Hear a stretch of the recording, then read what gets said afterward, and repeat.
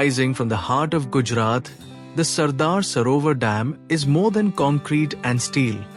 It is a lifeline, channeling the mighty Narmada into prosperity for millions. The dream began in 1946, when India envisioned harnessing the Narmada's waters. In 1961, Prime Minister Jawaharlal Nehru laid the foundation stone, marking the start of a project that would span decades and generations. Beyond utility, the dam has become a hub of tourism. Nestled beside the Statue of Unity, it offers breathtaking views, eco-parks, and river cruises, blending nature, culture, and modernity. The Sardar Sarovar Dam is more than a structure.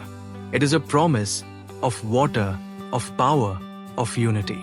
A monument to India's resolve to turn rivers into rivers of hope.